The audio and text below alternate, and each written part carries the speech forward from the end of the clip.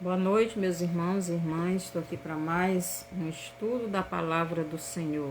Que possamos estudar a palavra de Deus em profundidade. Então, vamos para o nosso estudo de hoje, que tem o título de Páscoa e a hipocrisia dos religiosos. Então, nós vamos ver este assunto de hoje: Páscoa e a hipocrisia dos religiosos. Este é o título, o tema do nosso estudo.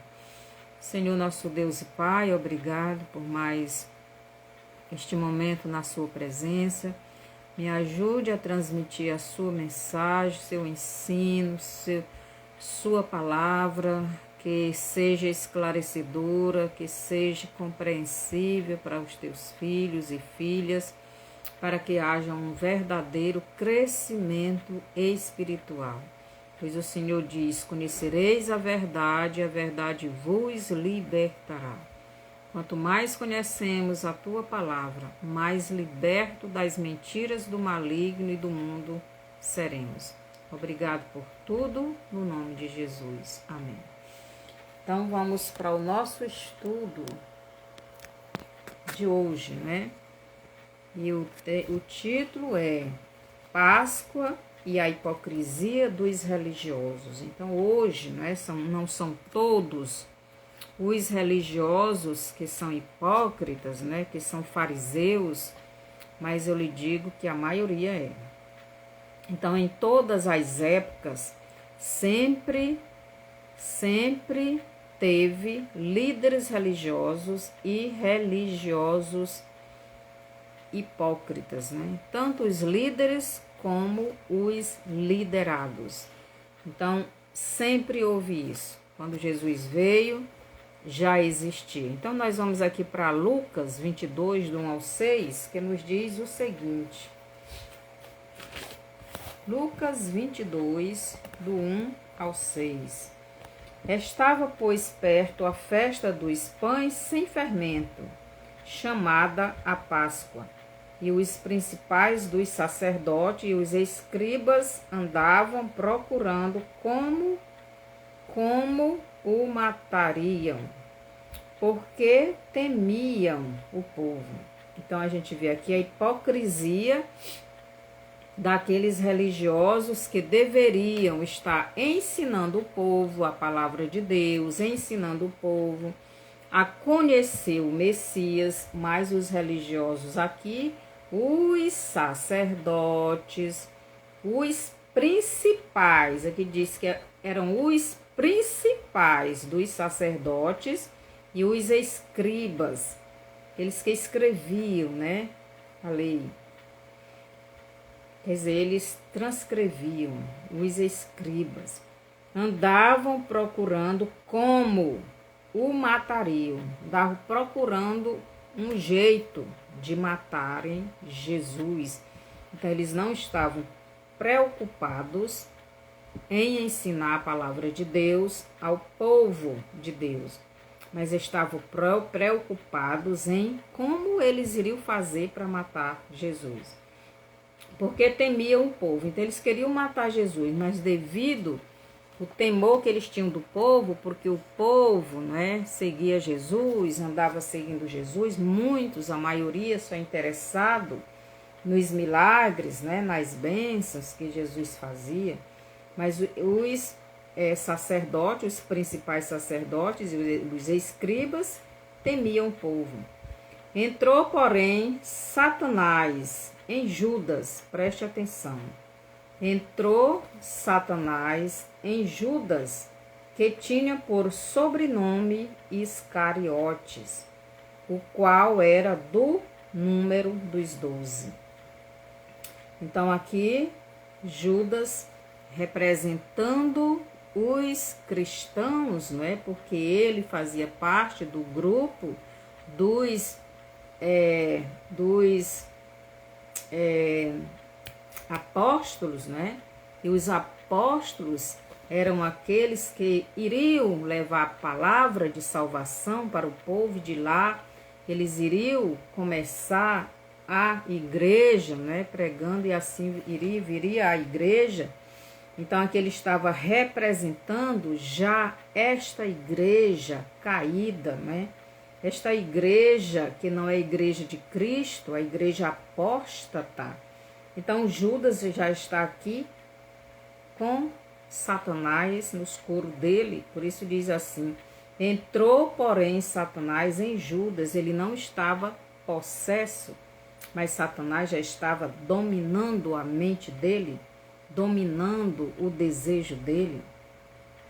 Entrou, porém, Satanás em Judas, que tinha por sobrenome Iscariotes, o qual era do número dos 12. Então, era um dos 12. Ele foi e falou com os principais dos sacerdotes. Então, Judas, já dominado pelo maligno, foi falar com os principais dos sacerdotes, que já estavam procurando um meio de matar Jesus. Ele foi e falou com os principais dos sacerdotes e com os capitães de como lhe entregaria.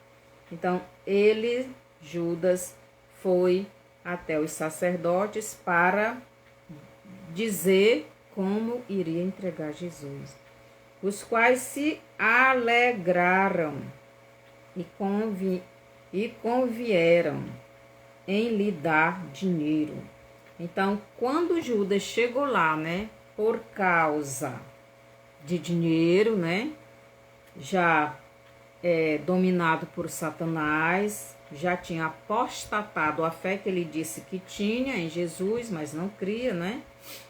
E foi atrás dos principais dos sacerdotes e dos capitães para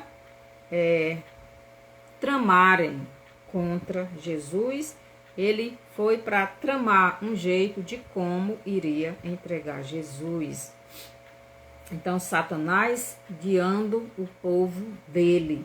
Então, o diabo tem o povo dele em todos os lugares, até no meio do povo de Deus. Por isso, Jesus diz que há o trigo e o joio, as ovelhas e os bodes, né? Os quais se alegraram, eles ficaram alegres quando Judas chegou, né, dizendo que planejaram lá como ele iria entregar Jesus. E ele concordou, assim buscava oportunidade para lhe entregar sem alvoroço. Então, a partir daquele momento que eles fizeram aquele acordo, né, os principais sacerdotes, os escribas e os capitães, eles fizeram este acordo de como Judas iria entregar Jesus, mas ele recebeu dinheiro por isso.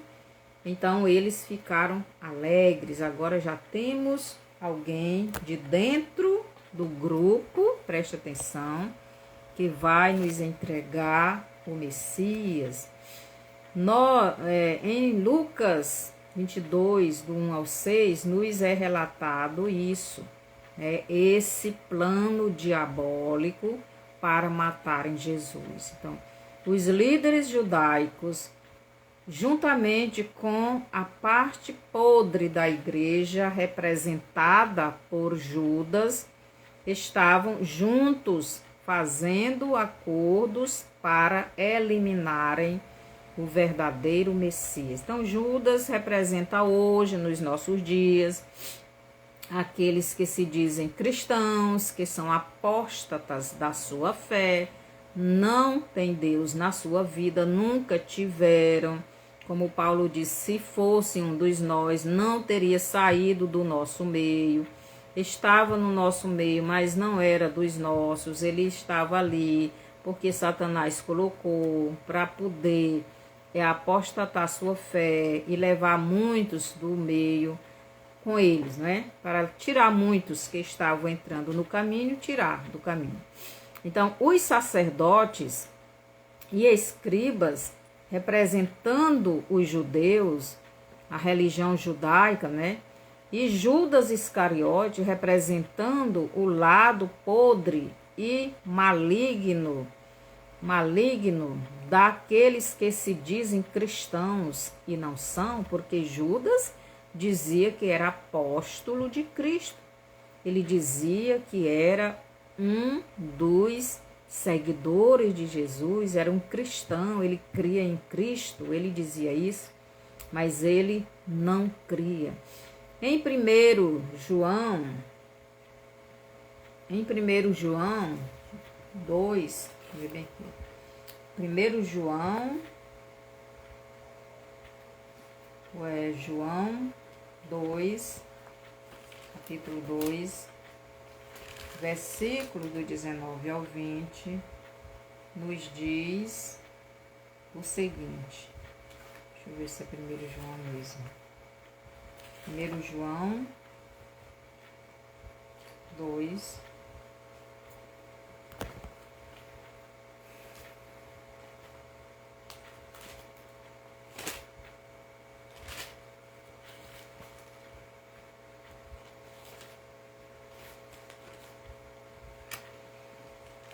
João 2, não sei se é essa mesma referência. 2, do 19 ao 20, nos diz o seguinte.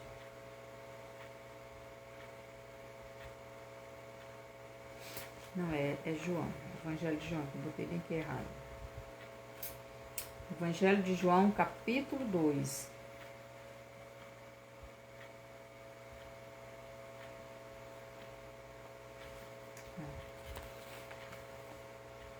Desculpe aí, irmãos, que eu me confundi aqui. É 1 João mesmo. 1 João 2, 19 e 20 nos diz o seguinte. 19 e 20. Saíram de nós, mas não eram de nós, porque se fossem de nós, ficariam conosco. Mas isto é para que se manifestasse que não são todos de nós, mas vós tendes a unção do Santo e sabeis todas as coisas. Então aqui está dizendo que aqueles que saem do Evangelho, que dizem estarem no Evangelho, mas que apostatam a sua fé, eles saíram do nosso meio porque eles não eram dos nossos. Eles não pertenciam ao povo de Deus, por isso eles saíram. Então todos eles juntos sendo usados pelo diabo. Então os do diabo se unem contra Jesus e o seu povo. E aqui os principais sacerdotes, os escribas, os capitães, Judas, tudo unidos para matarem Jesus e destruírem os seguidores de Jesus. Então, todos eles juntos sendo usados pelo diabo para destruir aquele que iria trazer ao mundo a oportunidade de serem libertos das mãos do diabo. Então o diabo sabia disso, ele não queria isso, ele começou a lutar. Mas Satanás não queria perder o seu governo neste mundo de trevas, né? Ele não queria, porque ele sabia que o descendente da mulher iria ferir a cabeça dele. Ferir a cabeça dele era tirar dele o governo tanto da vida dos homens como da vida, como do governo material. Ele sabia disso, ele começou a lutar para tentar matar Jesus, né? Mas Satanás não queria perder o seu governo neste mundo de trevas. Então ele usa os dele que estão tanto, né, nas religiões, no caso o judaísmo, os seguidores de Jesus também, né, o judaísmo, que representa os sacerdotes, escribas, como aquele que estava no meio do povo de Deus, né, dos apóstolos, seguindo a Jesus, que se dizia cristão, que se dizia seguidor de Cristo, que se dizia apóstolo de Jesus. Eles fazem um acordo entre eles para matarem Jesus, o líder da igreja. Então aqui eles fazem um acordo entre eles para matarem Jesus, o líder da igreja. Em Eclesiastes 1:9 nos diz que nada é novo debaixo do céu. O que era, volta a ser. Então nada é novo. O que foi no tempo de Jesus está sendo nos nossos dias. Está voltando novamente a acontecer, como aconteceu no tempo de Jesus. Só que agora, primeiro com a igreja e os judeus, depois com o próprio Jesus. Então, nos nossos dias, que são os últimos 7 anos deste governo maligno nesta terra, está voltando a acontecer o que aconteceu no tempo de Jesus.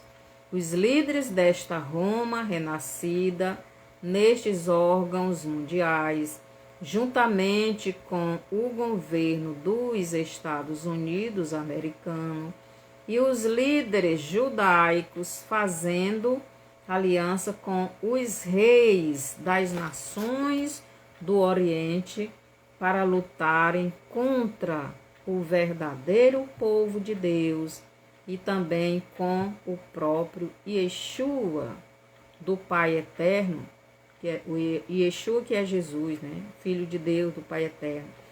O príncipe Jesus. Então, eles, como os sacerdotes, os escribas e Judas, fizeram aquele acordo para matar Jesus. Hoje nós temos também um acordo sendo feito, né? O acordo de Abraão sendo feito também para fazer a mesma coisa. Mateus 24:9 nos diz o seguinte, né? Jesus diz que sereis odiados de todas as nações e vão perseguir vocês, vão matar vocês, vão levar vocês presos. E Jesus sai dizendo lá o que é que vai acontecer com os verdadeiros filhos de Deus, né?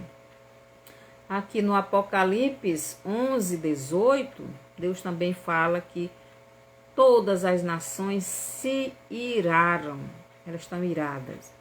Aqui no Apocalipse 12, versículos 6 e 13, também o capítulo 13, 6, fala da perseguição contra os santos, contra a igreja, mas também contra o remanescente de Judá, né? Em Lucas 22, do 1 ao 6, vemos este acordo para matarem Jesus. E em Daniel 9:26 nos diz que o Messias, o ungido de Deus, seria morto.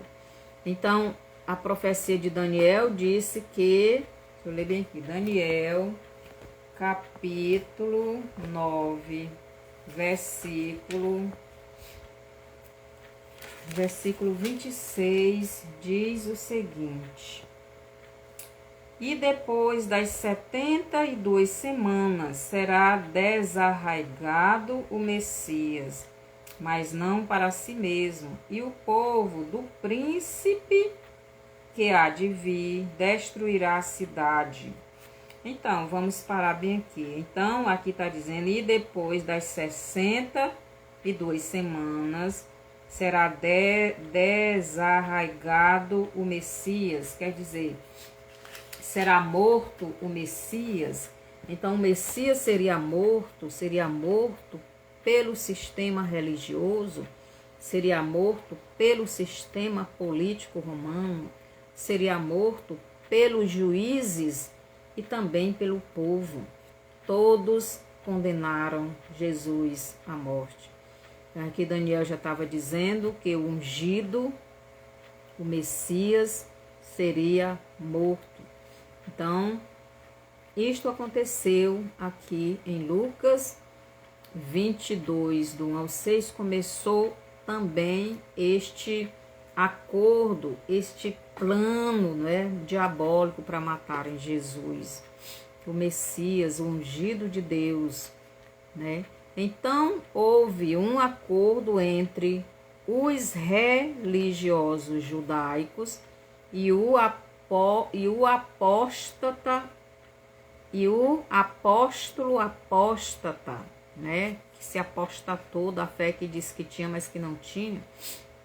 O apóstata Judas, para Judas entregar o verdadeiro ungido nas mãos do sistema religioso apóstata.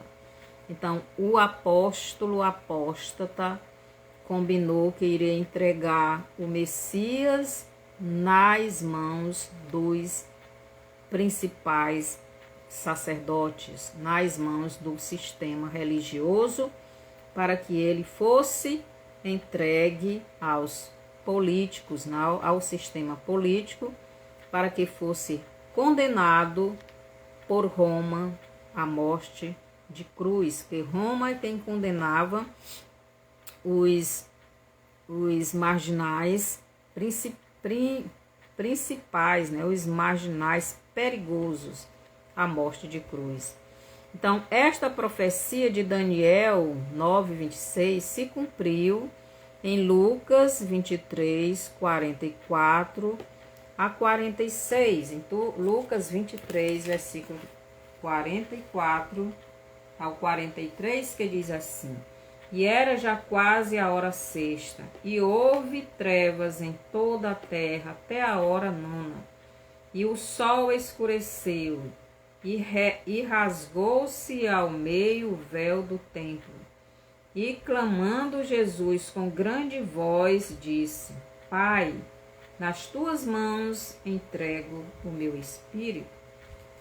E, havendo dito isto, expirou. Então, Jesus entregou o seu espírito. Foi o próprio Jesus quem entregou o seu espírito, não foi os judeus ou os romanos quem tiraram a vida de Cristo. Eles condenaram Jesus à cruz, eles pregaram Jesus à cruz, eles retalharam a pele de Jesus, mas Jesus só morreu porque entregou o seu espírito ao Pai eterno.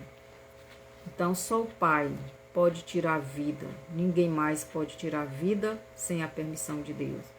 Então, em Daniel 9:26, parte B, nos diz o que o povo do anticristo irá fazer com a cidade de Jerusalém e o templo dos judeus.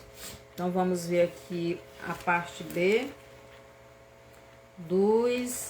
de Daniel, né? Daniel capítulo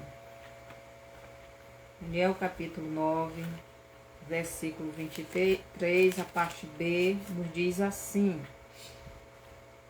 E o povo do príncipe que há de vir destruirá a cidade e o santuário, e o seu fim será com uma inundação, e até o fim haverá guerra. Estão determinadas as assolações. Então, Jesus, né, aqui está dizendo, ou melhor, Daniel está dizendo aqui, que Daniel 9:26, parte B, nos diz que o povo do anticristo irá fazer com a cidade santa. E eles fizeram, né? Eles fizeram 70 anos depois de Cristo. Eles ajudaram a destruir a cidade santa e o santuário. Então, este príncipe que há de vir governar a terra é o anticristo. E ele será descendente de Esaú, e ele virá de Edom, ou Jordânia, hoje, né? Eu já dei o estudo passado sobre isto. O povo do anticristo são todos os que fizeram acordo de paz com Jerusalém, ou melhor, com os judeus, com o sistema do dragão, que é esses órgãos mundiais que existe hoje, mas também com o governo de Israel. Então, todos os aliados do anticristo são todos os seus irmãos árabes, são todos os filhos de Abraão com H, e a Quetura, né? Quetura, a segunda esposa de Abraão, mas também o sistema do dragão, representado por estes órgãos mundiais, juntamente com os líderes judeus, né? Então, do jeito que houve o plano, o acordo, a movimentação para matarem Jesus, eles estão fazendo agora, na verdade já fizeram. Então, eles, no tempo de Jesus, mataram Jesus. Agora, nos nossos dias, o anticristo assumirá o seu lugar no governo mundial, mas também tem o falso profeta, porque eles estão planejando novamente destruírem a cidade santa e o santuário que eles irão construir. Aqui no Apocalipse 16, do 12 ao 16, nos diz o seguinte, Apocalipse capítulo 16, os versos do 12 ao 16, nos mostra esse plano diabólico dos últimos dias. Então, do 12 diz assim: e o sexto anjo derramou a sua taça sobre o grande rio Eufrates, e a sua água secou-se, para que se preparasse o caminho dos reis do Oriente. Então, os reis do Oriente são os descendentes de Abraão por parte das outras mulheres, menos Esaú, porque Esaú era filho gêmeo de Isaac, não é? Era o irmão gêmeo de Jacó, então era filho da mesma mãe e do mesmo pai de Jacó. Então ele era legítimo, mas ele se afastou, ele representa Satanás, não é? Então todos estes reis do Oriente, o rio Eufrates já está secando. E para quê? Para que eles se preparem para o grande dia da guerra entre o Senhor dos Senhores. E aqui diz mais no versículo 13: e da boca do dragão, da boca da besta e da boca do falso profeta, vi sair 3 espíritos imundos, semelhantes a rãs. A gente vê aqui o sistema, esse sistema que já fizeram acordo, chamado Acordo de Abraão.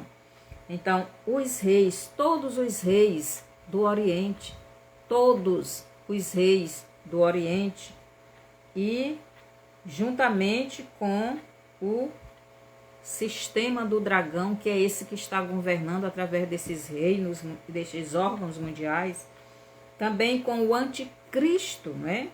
O anticristo, o falso Messias governo, né?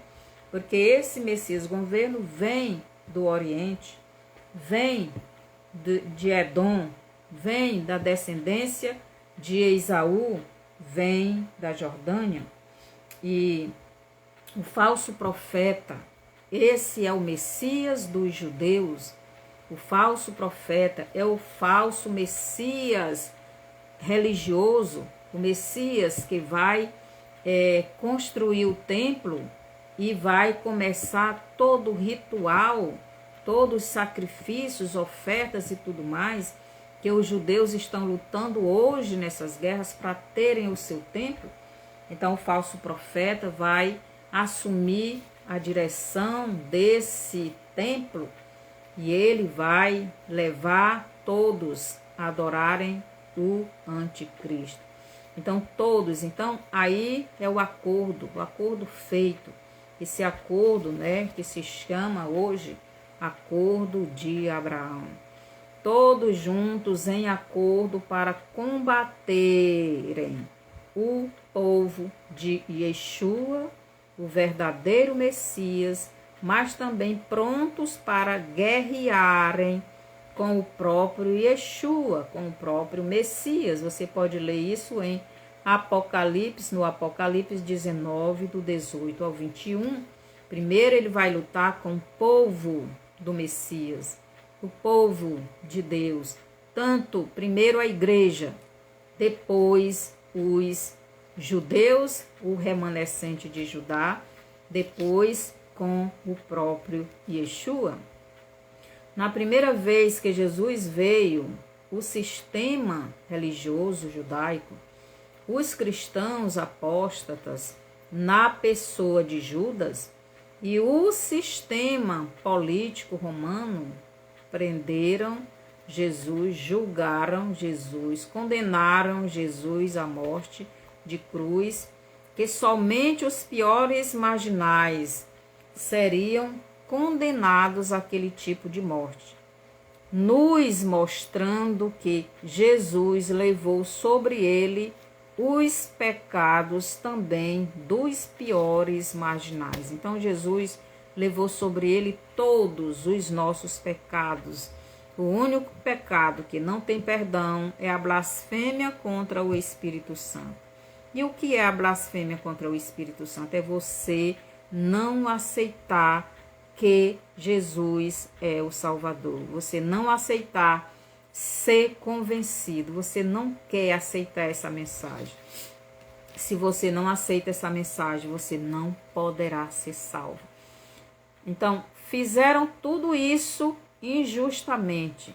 Jesus nunca pecou e o sistema do diabo sabia disso. Mas mesmo assim, condenaram Jesus à morte. Tudo isto foi para cumprir a profecia do Pai Eterno, a serpente, profecia do Pai Eterno, a serpente, em Gênesis 3,15.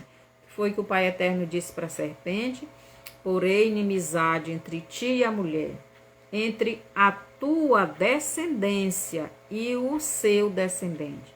Então, a descendência da serpente, porque a serpente tem uma descendência. E Deus já estava dizendo, a tua descendência vai se opor ao descendente da mulher. Então, a gente vê aqui a descendência da serpente. Todos eles planejando, entrando em acordo. Para quê? Para matarem Jesus, no tempo que Jesus veio a primeira vez, para lutarem com Jesus, com o povo de Jesus, agora na segunda vinda de Cristo. Então, aqui em Isaías capítulo 53, nos fala do Cristo morto, ou melhor, crucificado, sofrendo e morto, né? Em Isaías 53, Yeshua era o Salvador, tanto dos judeus como também dos gentios, mas em Gênesis 3,15, Jesus seria aquele que iria ferir a cabeça da serpente, ou melhor, Yeshua seria o descendente da mulher, Israel, que iria tirar das mãos da serpente tanto o controle das vidas das pessoas, como o governo humano. E Satanás ouviu isso do próprio Deus. Então, o descendente da mulher iria ferir a cabeça do diabo. E o que é esse ferimento? O próprio Filho de Deus, que viria da mulher, iria tirar o governo, o domínio que o diabo tinha sobre as vidas das pessoas, que iam crer nele, Jesus, como também o governo do mundo. Por isso, em todas as épocas, desde desde Abel até a primeira vinda de Yeshua, Satanás procurou o Messias e tentou eliminar todos aqueles que ele achava que era o Messias. Então, o primeiro que ele eliminou foi Abel. Ele pensava que Abel era o descendente da mulher que Deus tinha falado lá em Gênesis 3:15. Quando ele descobriu que o descendente da mulher era Jesus, logo ele, Satanás, se levantou contra Jesus para o destruir. Mateus 2, do 16 ao 18, aqui Jesus, bebê, o rei, não é, Herodes, fez uma lei lá para matar as crianças de 2 anos para baixo ali, porque o diabo já viu que o Messias, o descendente da mulher, havia nascido. Então, Satanás não conseguiu matar o descendente da mulher, pois ele foi tirado por Deus para o Egito, para longe da presença do reino. Então, o rei, usado pelo diabo, fez leis para matarem Jesus. Mas em Lucas 22, do 47 ao 53, vamos ver o que é que diz lá. É Lucas 2, 47 ao 40 ao 53, nos diz o seguinte. Lucas 22, 47 diz assim: E, estando ele ainda a falar, surgiu uma multidão, e um dos 12, que se chamava Judas, ia adiante dela, e chegou-se a Jesus para o beijar. E Jesus lhe disse: Judas, com um beijo traís o filho do homem. E vendo os que estavam com ele o que ia suceder, disseram-lhe: Senhor, feriremos a espada? E um deles feriu o servo do sumo sacerdote e cortou-lhe a orelha direita. E respondendo Jesus disse: Deixai-os, basta. E tocando-lhe a orelha, o curou. E disse Jesus aos principais dos sacerdotes, capitães do templo e anciãos que tinham ido contra ele. Então, o cenário aqui diz que os sacerdotes, né, os principais dos sacerdotes, os capitães, né, os que eram os soldados, né, responsáveis pelo templo, e anciãos que tinham ido com ele, contra ele, saístes como um salteador com espada e varapaus, tendo estado todos os dias convosco no templo, não estendestes as mãos contra mim, mas esta é a vossa hora e o poder das trevas. Então Jesus está dizendo: vocês estão fazendo isto porque chegou a vez de vocês. Meu Pai permitiu, está permitindo vocês fazerem isso. Então chegou a vossa hora para fazer isso. Antes não era permitido. Então Jesus não se livrou das mãos dos seus inimigos, pois a hora do seu sacrifício ao Pai Eterno era chegado. Jesus seria tanto o sacerdote que iria levar a oferta ao Pai Eterno pela humanidade, como ele mesmo seria o sumo sacerdote que iria levar esta oferta. Então, Jesus, ele tanto era a oferta, como ele era o sumo sacerdote que iria levar a oferta a Deus. Então, Jesus, ele era a oferta porque ele iria morrer, mas ele também era o sacerdote porque ele iria levar essa oferta ao Pai Eterno. Então, Satanás usou os líderes religiosos judeus, usou o apóstolo, né? Apóstata, Judas Iscariote, usou o sistema político romano, usou os juízes. Vocês vê outra passagem que fala lá que os juízes e o povo, tudo contra Jesus, tudo pedindo para que Jesus fosse crucificado. Então para lhe condenarem à morte, pensando que com a morte do seu corpo, a morte de Jesus, a morte do corpo de Jesus, também morreria a vitória do descendente da mulher. Quer dizer, Jesus morreu, então a vitória dele não vai existir. Ele morreu, perdeu. Então quem é vitorioso é eu, não será ele. Então o Pai mentiu, o Pai eterno mentiu, porque ele disse que o descendente da mulher iria ferir a minha cabeça. Mas com a morte do descendente da mulher, ele não vai ser vitorioso. Quem é vitorioso é eu. Satanás pensou assim. E ele, Satanás, e o seu sistema maligno, governaria para sempre este mundo de trevas. Então ele pensou que com a morte de Jesus, ele iria governar para sempre este mundo, porque ele venceu o primeiro Adão. E agora, com a morte do segundo Adão, ele também venceu. Ele pensou assim, né? Satanás não sabia os planos de Deus. O que ele sabia era somente aquilo que o Pai Eterno deixou ele saber em Gênesis 3,15. O que ele sabia foi o que o Pai Eterno disse para ele em João 3,15. Gênesis, né, João não é? Gênesis 3,15. Porém, inimizade entre ti e a mulher, quer dizer, entre Satanás e a Israel, tanto terrena como espiritual, são inimigas de Satanás. E por isso Israel, a Israel terrena, luta constantemente com as outras nações. Mas a Israel espiritual também, porque a nossa luta, a nossa guerra é espiritual, é no espírito. O que Satanás sabia é que o descendente da mulher viria e lhe tiraria todo o poder que o primeiro Adão lhe deu devido à sua desobediência ao Pai Eterno.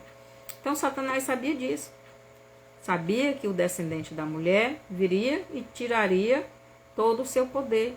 Por isso ele começou a lutar e destruir todos aqueles que, pelo menos, tentou destruir, né? Abel foi o primeiro a morrer. Também tentou matar Moisés, mas não conseguiu.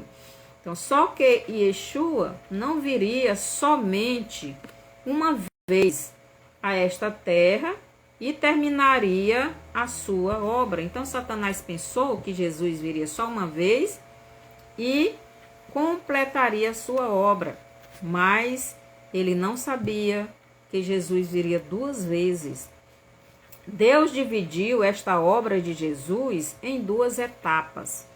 Então, a primeira etapa, Jesus veio como Salvador para tirar o homem das mãos de Satanás.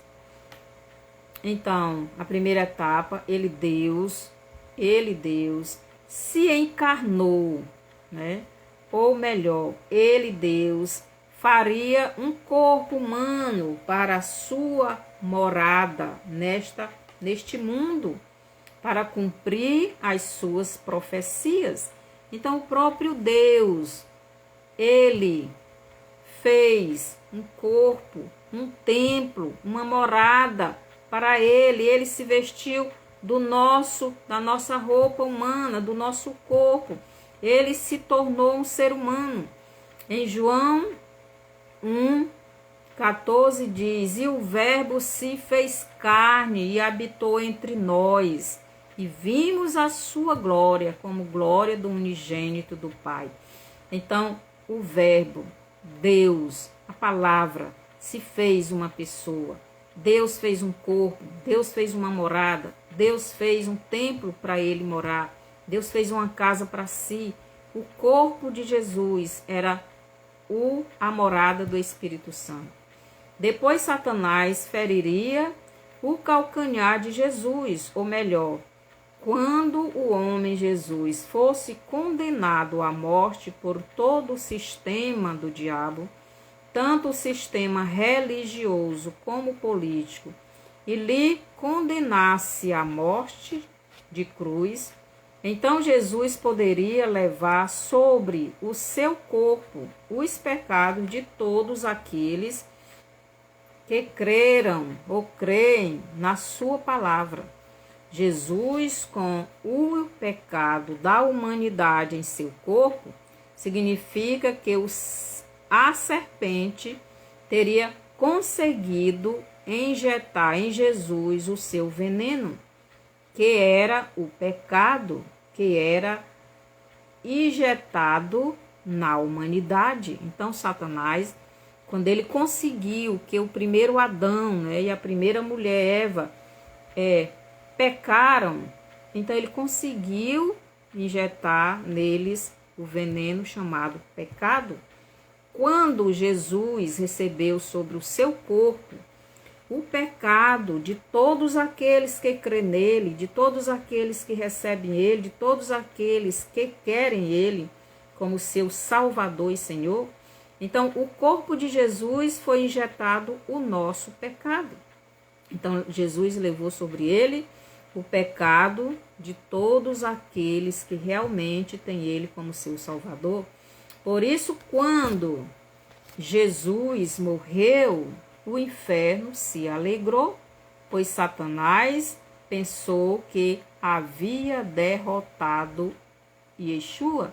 A gente vê, os sacerdotes e os escribas, tudo feliz, quando Judas foi lá e disse que ia entregar Jesus. Então Satanás fica feliz, pensando que vai destruir o Filho de Deus. Então, ele também fica alegre quando acha que está destruindo a igreja de Jesus, o povo de Deus. Então, os descendentes da mulher, ou o descendente da mulher, não é os descendentes, é o descendente da mulher. E agora, ele, Satanás, não iria perder o seu governo neste mundo. Então, vou ler bem aqui de novo. Jesus morreu, o inferno se alegrou, pois Satanás pensou que havia derrotado Yeshua, o descendente da mulher. E agora, ele, Satanás, não iria perder o seu governo neste mundo. E ainda Jesus seria seu escravo. Por quê? Porque se Jesus morreu porque havia pecado nele, então ele achou que Jesus tinha pecado, o pecado que estava sobre Jesus iria levar ele à morte eterna.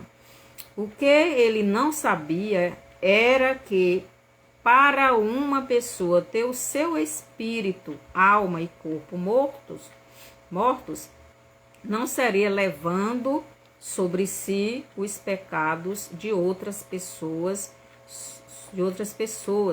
mas o seu próprio pecado, coisa que Jesus nunca cometeu. Então, Jesus nunca pecou, Jesus nunca desobedeceu o Pai Eterno. O pecado que ele estava sobre o seu corpo era o pecado das pessoas que creram nele, que receberam ele, que reconhece ele arrependido dos seus pecados, clama por ele e quer ele como seu Salvador. Então, Jesus nunca pecou, o seu espírito nunca se afastou do Pai Eterno por causa dos seus pecados, pois ele não tinha pecado.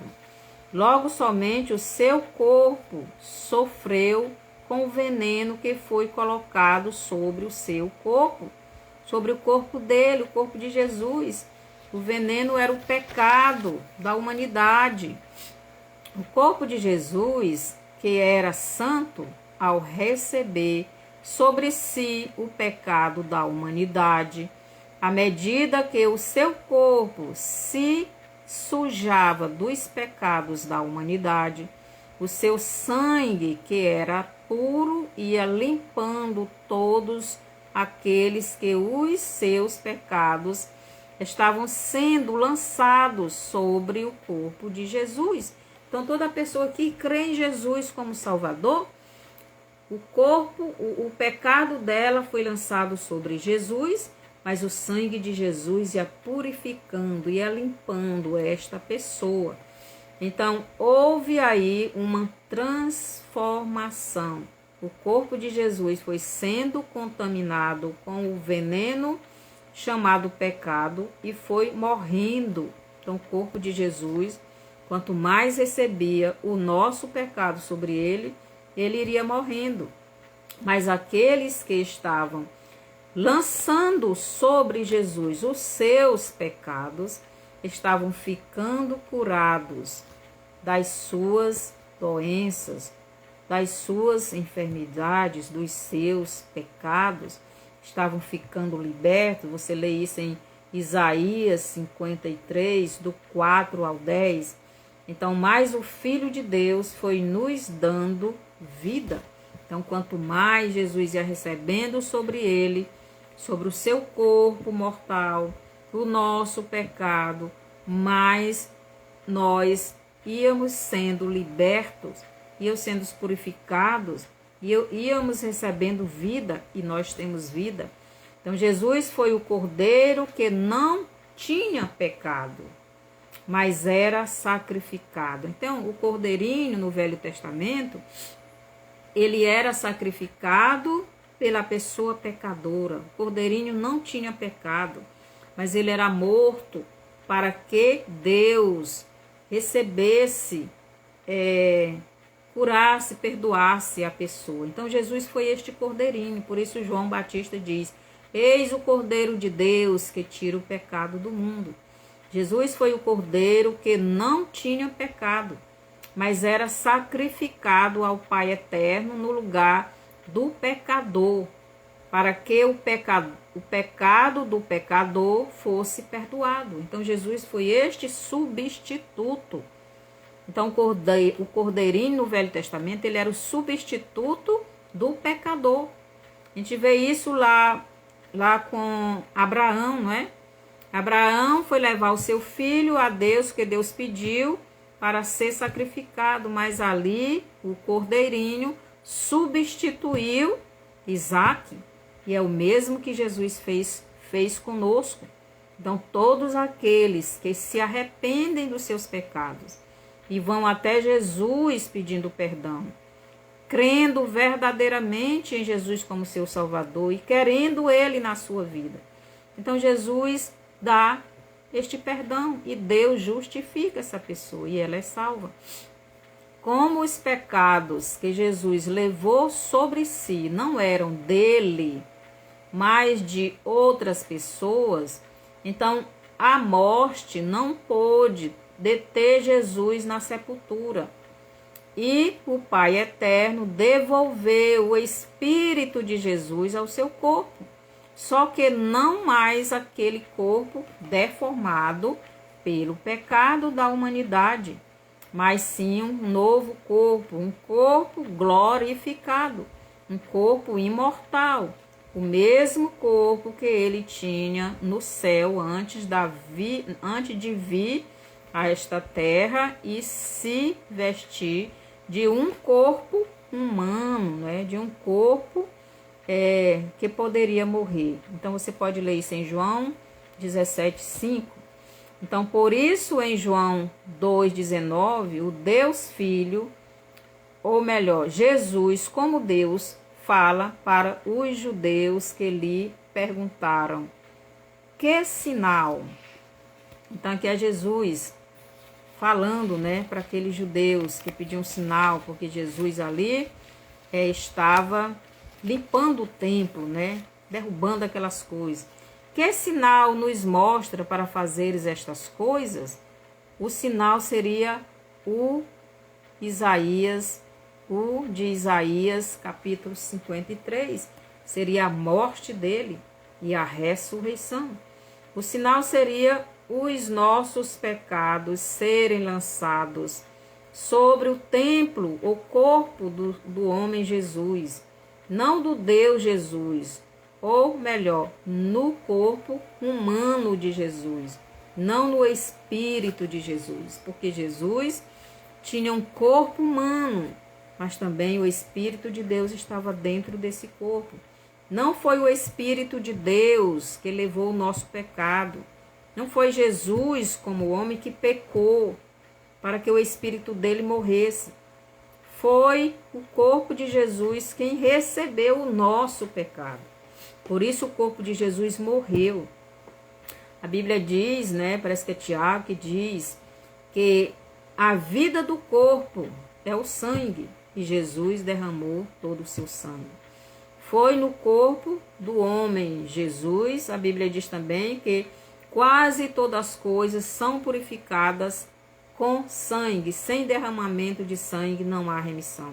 Então Jesus, para nos redimir, para nos purificar, para nos salvar, ele teve que derramar todo o seu sangue, ou melhor, dar a sua vida humana, seu corpo mortal. Foi no corpo do homem Jesus que foi inserido o veneno da serpente, que é o pecado. Foi no corpo do homem Jesus que o nosso pecado foi transferido para Jesus. O nosso pecado não foi transferido para o Espírito de Jesus, para que o Espírito de Jesus morresse. Não, foi para o corpo. Por isso, o Deus homem entregou nas mãos do Pai, do Deus Pai, o seu Espírito. Lucas 23, 46.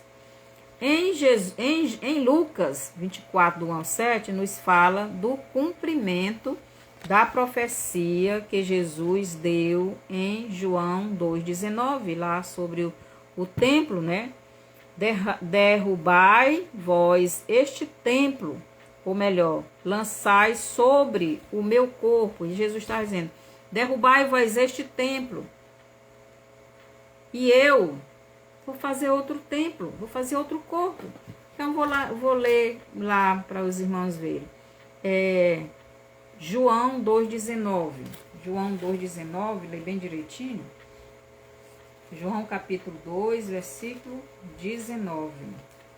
Diz assim, Jesus diz assim, Jesus respondeu e disse-lhes, derribai este templo, e em 3 dias o levantarei. Então Jesus está dizendo, derribai vocês, derrubam esse templo. Derrubam esse templo. Quer dizer, jogue sobre mim o pecado de vocês. Jogue sobre mim as enfermidades de vocês. Jogue sobre o meu corpo os pecados de vocês. Derrubem esse templo. E em 3 dias eu vou refazer esse templo. É isso que Jesus estava dizendo com essas palavras, né? Então, em João 2,19, derribai vós este templo. Ou melhor, lançai sobre o meu corpo os pecados de vocês, para que o meu corpo, o templo, seja derribado ou morto. Mas no 3º dia eu o levantarei, eu o verei, eu o farei outro tabernáculo, outro corpo, outro templo. E o templo seria o templo glorificado. Em Lucas 24, 6, o Deus Espírito já tinha levantado um novo santuário. Então aqui Jesus, em Lucas 24, 6, Jesus já havia ressuscitado. Então um novo templo, um novo corpo, um novo santuário já tinha sido levantado. O corpo do Deus homem agora era um corpo glorificado. Era um corpo que não morreria mais. Em 1 Coríntios, vou querer ler isso aqui. 1 Coríntios, do capítulo 15, dos versos do 45, do 42 ao 50, nos diz o seguinte. 1 Coríntios 15, do 42 ao 50, nos diz assim. Assim também a ressurreição dentre os mortos. Semeia-se o corpo em corrupção, ressuscita em incorrupção. Semeia-se em ignomínia, ressuscita em glória. Semeia-se em fraqueza, ressuscita com vigor. Semeia corpo natural, ressuscita corpo espiritual. Se há corpo natural, há também corpo espiritual. Assim está também escrito: o primeiro homem, Adão, foi feito alma vivente, o último Adão, espírito vivificante. Mas não veio primeiro o espiritual, senão o natural, e depois o espiritual. O primeiro homem da terra é terreno, o segundo homem, o Senhor, é do céu. Qual o terreno, tais são também os terrenos. Qual o terreno, tais são também terrenos, os terrestres. E qual o celestial, tais também os celestiais. E assim como trouxemos a imagem do terreno, assim teremos também a imagem do celestial. E agora digo isto, irmãos, que a carne e o sangue não podem herdar o reino de Deus, nem a corrupção herdar a incorrupção. Então, o que é que Paulo está nos falando aqui? Paulo está nos revelando este mistério. O corpo natural de Jesus foi semeado ou sepultado em corrupção, mas mas a corrupção, o pecado que Jesus levou não era dele, era nosso. Então o corpo de Jesus foi sepultado em corrupção, mas devido ao seu espírito não ter sido contaminado pelo pecado, o seu corpo ressuscitou sem corrupção, sem pecado. Então, o que levou o nosso pecado foi o corpo de Jesus e não o espírito. Se o espírito de Jesus tivesse sido contaminado pelo pecado, ele teria morrido espiritualmente como Adão morreu, como nós nascemos mortos, né? O corpo de Cristo foi semeado em desonra, ou melhor, em pecado, e foi ressuscitado em glória. O corpo de Cristo foi semeado em fraqueza, ou melhor, em limitação, né? Era limitado. Mas foi ressuscitado em vigor, em força. Foi semeado corpo natural, ou melhor, corpo mortal, e foi ressuscitado em um corpo espiritual, imortal. No versículo 44 nos diz: semeia-se corpo natural, ressuscita corpo espiritual. Se há corpo natural, há também corpo espiritual. Então, em 1 Coríntios 15, do 45 ao 47, Paulo faz a comparação entre os dois tipos de corpo e de pessoas. O versículo 48, Paulo diz que os homens terrenos são parecidos com todos os homens terrenos, ou melhor, todos os homens terrenos têm a mente do diabo, têm os seus desejos deste mundo, de trevas. Assim são todos os homens terrenos. No versículo 50, Paulo diz que os homens terrenos natural ou pecadores são nascidos apenas da carne e do sangue humanos, mas não são nascidos do Espírito do Pai Eterno. João 3, versículo 3 e 5. Para ver o reino de Deus, tem que nascer de novo. Para entrar no reino de Deus, tem que nascer da água e do Espírito, tem que nascer de Deus. Estas pessoas naturais não herdarão o reino de Deus, que é espiritual. Para herdar o reino de Deus, não basta ter nascido do homem natural, do homem pecador, da carne e do sangue humano, ou da carne e do sangue humano, ou melhor, ter nascido mediante um desejo carnal sexual. Para a pessoa herdar o reino de Deus, ela terá que nascer do segundo Adão também, que quando o seu corpo natural e corrompido pelo pecado for semeado ou sepultado, mas o seu espírito, como já é um espírito vivo, pois em Cristo houve este novo nascimento do seu espírito, em Cristo, quando a pessoa se arrepende, a pessoa recebe Jesus como seu Salvador, então ele tem um espírito novo, um espírito que voltou a ter Deus, a ter relacionamento com Deus. Então essa pessoa volta, né, a comunhão com o Pai.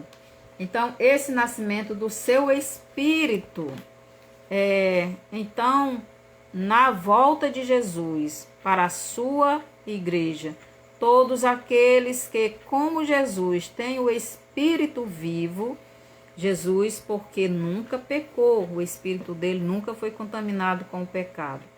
Os que estão em Cristo, porque receberam de Deus um novo espírito e também receberam um novo corpo.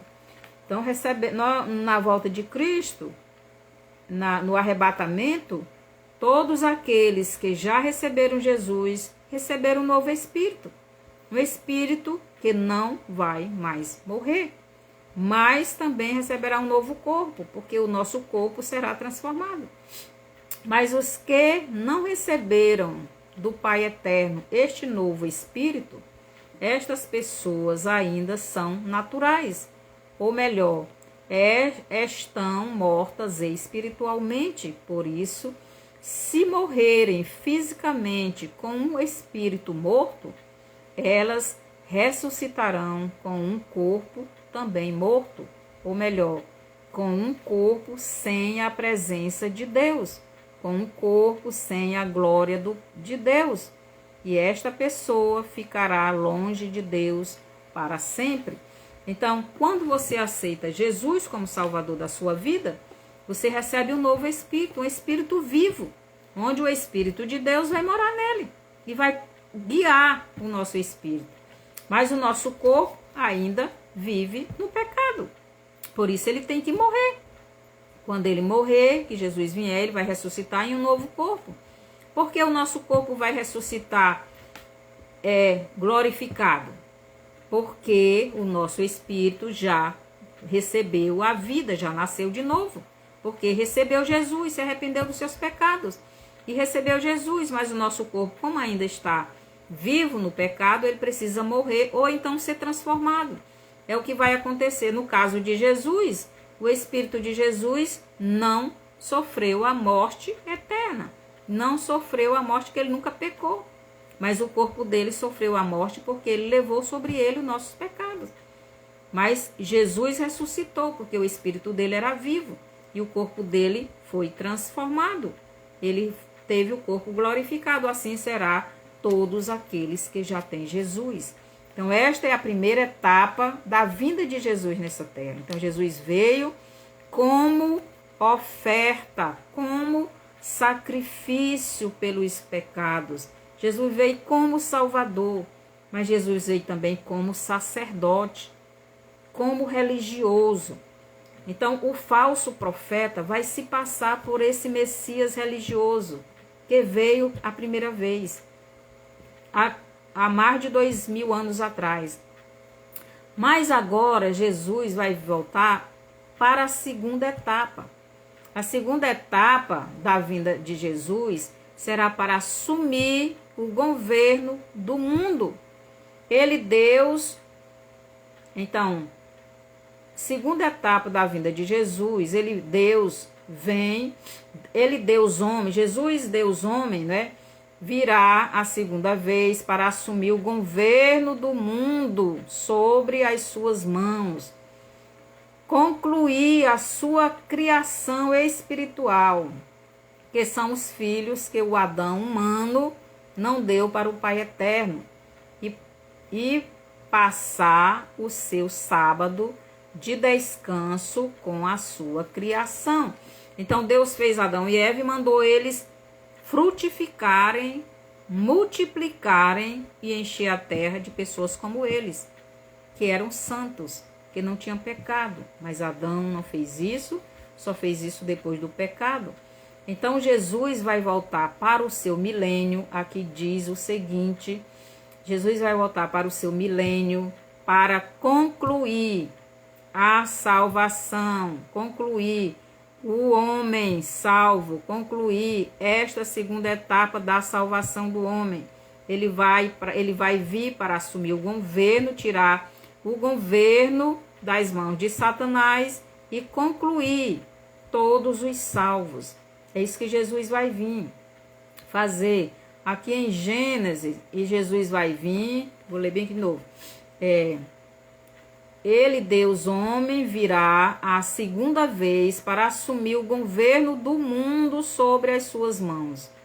Concluir a sua criação. Então ele vem concluir, ele vem terminar a criação, esta criação espiritual, essa restauração total do homem, que são os filhos que Adão humano não deu para o Pai eterno.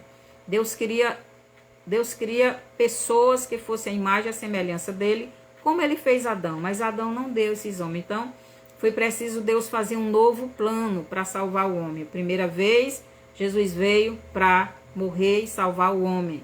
A segunda vez, que agora, Jesus vai vir para assumir o governo do mundo, porque Adão entregou tanto a humanidade nas mãos de Satanás como o governo do mundo. Então, a primeira vez, Jesus veio como esta oferta, como este sacrifício, como Salvador, mas também como sacerdote, como aquele religioso que iria levar esta oferta ao Pai eterno. É por isso que aí tem o falso profeta, que vai assumir essa primeira etapa da vida de Jesus aqui na terra. A segunda etapa vai ser, Jesus vai vir para tirar das mãos do diabo o governo do mundo e também concluir a sua criação humana, a sua criação espiritual, o homem espiritual. Porque no governo de Jesus, muitas pessoas vão ter ainda filhos, e esses filhos vão aceitar Jesus, muitos, mas muitos não. Aqui também Jesus veio passar o sábado, então são 7.000 anos. 6.000 anos governado por Satanás. Mas 1.000 anos, que é o sétimo, que é o sábado, vai ser o milênio de Jesus, vai ser o sábado do Senhor com a sua criação. E ele vai concluir esta criação no seu milênio. E então está concluída. Aqui em Gênesis 2, do 2 ao 3, diz o seguinte... Gênesis 2, capítulo 2, versículo 2 e 3 diz assim: E havendo Deus acabado no dia sétimo a obra que fizera, descansou no sétimo dia. Então, diz que, e havendo Deus acabado no dia sétimo a obra que fizera, descansou no sétimo dia de toda a sua obra que tinha feito. Então, Deus aqui está falando do milênio de Cristo. Então, de toda a sua obra. Porque primeiro Deus fez todas as coisas e fez o homem santo e perfeito. Mas aí o homem pecou. Aí Deus começou uma nova obra. Então, Deus não concluiu ainda essa obra. Ele vai concluir no milênio. Então, por isso que diz, no sétimo dia, Deus, no sétimo dia, a obra que fizera, descansou. Quer dizer, e havia Deus acabado no sétimo dia a obra que fizera, descansou no sétimo dia. Quer dizer, no sétimo dia é o milênio, que Jesus vai vir. Aqui está com a sua criação. E diz mais, Ele descansou no sétimo dia de toda a sua criação, quer dizer, de toda. Agora ele já tem os filhos espirituais que ele queria, que Adão não deu, mas que Jesus deu. E ele vai concluir esta criação. Então, de toda a sua obra que tinha feito. E abençoou Deus o dia sétimo e o santificou, porque nele descansou de toda a sua obra que Deus criara e fizera. Então, este milênio é o sétimo dia da criação. Então, a criação da restauração do homem, da salvação do homem, vai fazer 7.000 anos. 6.000 anos governado por Satanás e 1.000 anos governado por Cristo. Então, esse é o sétimo ano da criação. E Deus vai concluir, porque ele vai terminar de salvar aqueles que ainda irão nascer. Mas ainda terão muitos que não irão nascer nesse período desses 1.000 anos, mas não irão querer se submeter a Jesus. Então, preste atenção o que diz Gênesis 2:2. Deus terminou no sétimo dia a sua obra. Que obra? A obra ou trabalho de salvar o homem. Em Gênesis 2:2 está falando do milênio de Cristo com a sua criação. No milênio, Deus não estará somente em espírito com a sua criação, ele estará também em seu corpo, o templo glorificado, e terminando a sua criação, porque quando Deus criou Adão e Eva, eles nunca viram a Deus. Por quê? Porque Deus se revelava a eles somente em espírito, na mente, né? Então, criação humana, pois neste tempo muitos irão nascer, e muitos destes que irão nascer irão querer Jesus como seu Deus, mas outros não irão querer Jesus como seu Deus, e irão se rebelar contra Jesus. Por isso Jesus ter um cetro de ferro no seu governo terreno. Pois estes que não aceitarem o governo justo de Jesus sofrerão as consequências. Aqui no Apocalipse 19:15 fala sobre Jesus com o cetro de ferro. Muita gente não vai querer se submeter a Jesus. E Jesus é um rei justo, ele vai agir com justiça. A conclusão da criação do Pai Eterno será no final do milênio de Cristo. Apocalipse 27. Então, Satanás será solto e ele sairá arrebanhando todos aqueles que não aceitaram Jesus como seu Deus, como seu Messias, como seu Salvador, como seu Senhor. Então, Satanás será solto. Por isso, lá no Apocalipse 20, do 1 ao 3, Satanás não foi lançado no lago de fogo, ele foi preso no abismo, porque ele iria ser solto depois, para rebanhar essas pessoas que não quiseram Deus. No Apocalipse 27, Satanás será solto da sua prisão para levar os dele, aqueles que rejeitaram Jesus como seu Deus, como seu Salvador, como seu Messias, né? Então, virá, depois de tudo isso, virá o juízo final, virá o julgamento para essas pessoas que morreram sem Deus, sem que rejeitaram Deus. Mas também cada um receberá a sua morada eterna. Então, todo mundo irá para a eternidade depois do juízo final. Esse mundo visível, esse mundo de trevas será destruído. Os de Cristo irão para a eternidade com o Deus homem. Os do diabo irão para a eternidade com o homem da iniquidade.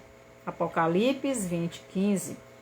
Agora eu pergunto para você, e você já está preparado para ir ao encontro de Jesus nos ares? Você já tem Jesus como Salvador? Você entendeu essa mensagem? Você quer receber Jesus como seu Salvador? Se quiser, ore comigo. Mas antes, dê o seu bonzinho.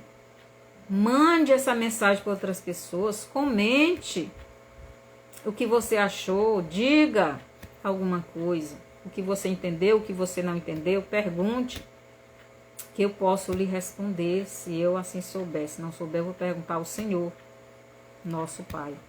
Então, se você quiser receber Jesus, ore comigo. Compartilhe essa mensagem.